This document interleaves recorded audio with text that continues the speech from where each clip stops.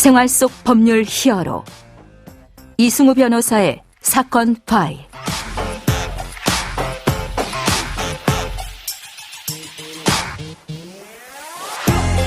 안녕하세요. 이승우입니다. 각종 사건 사고에서 여러분을 구해드리겠습니다.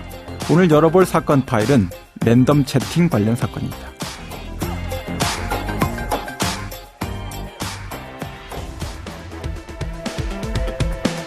채팅 앱이 음란 채팅과 성매매의 온상이 돼버렸습니다. 특히 10대 청소년들이 표적이 되고 있습니다.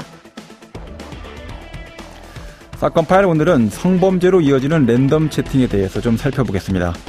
청소년 성착취물, 불법 도박, 투자 사기, 불륜, 허위사실 유포와 같이 정말 실명으로는 전혀 책임지지 못할 범죄가 랜덤 채팅에서는 판을 치고 있습니다.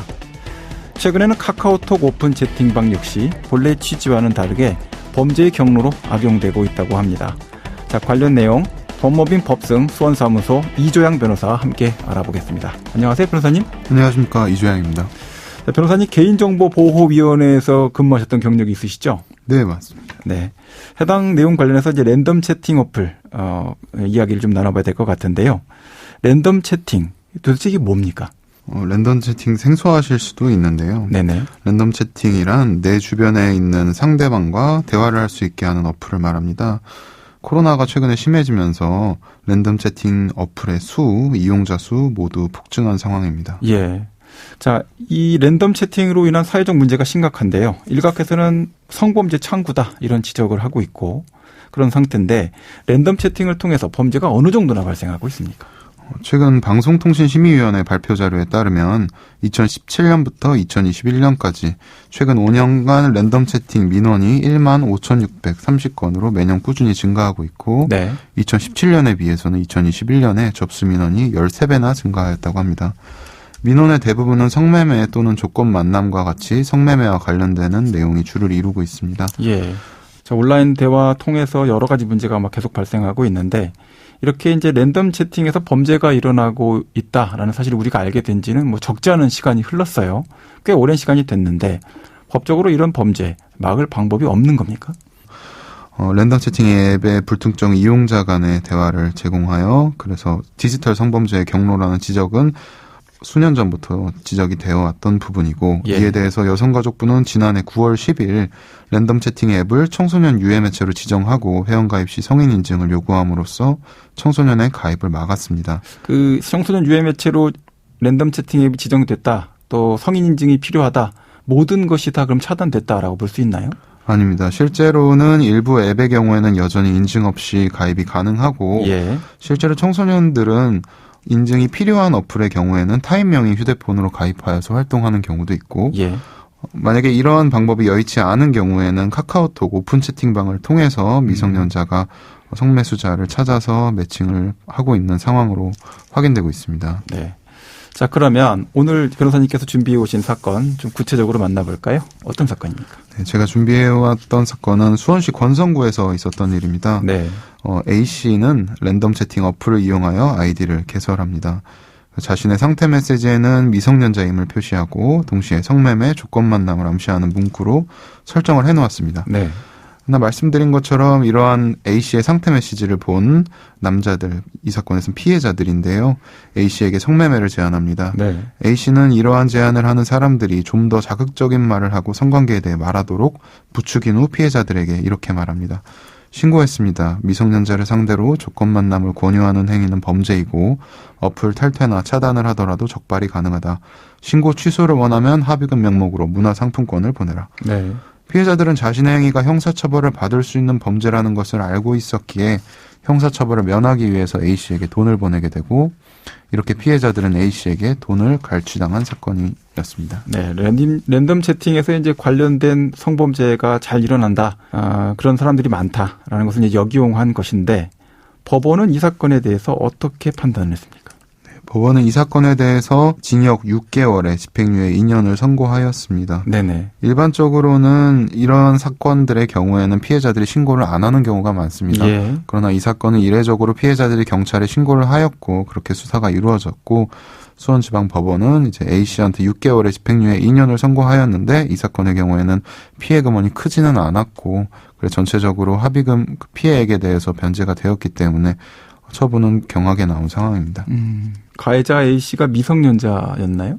가해자 A씨는 미성년자는 아니었고요. 20대 초반의 남성이었고요.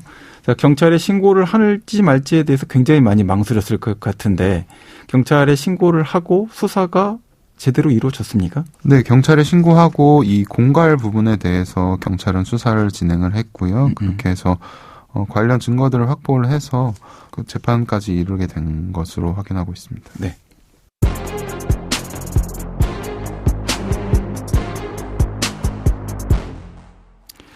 자, 그럼 랜덤 채팅에서 벌어지는 성범죄가 법적으로 어떤 문제가 있는지 좀 구체적으로 살펴보죠.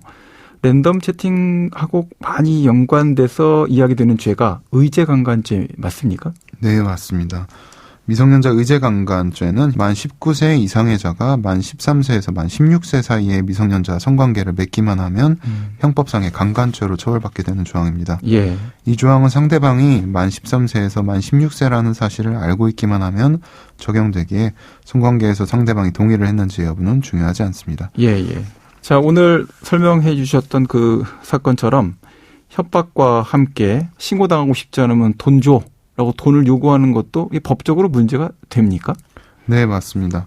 폭행 또는 협박으로 상대방에게 돈을 받아내는 경우에는 그 정도에 따라서 형법 350조의 공갈죄 또는 형법 제333조의 강도죄 등이 성립할 수 있습니다. 네네. 이 사건 같은 경우에는 공갈죄가 적용되었습니다. 예. 자, 그러면 오늘 사건에 담긴 법적 포인트를 한 줄로 정리하고 실제 법적 대응과 자문 이어가 보도록 하겠습니다.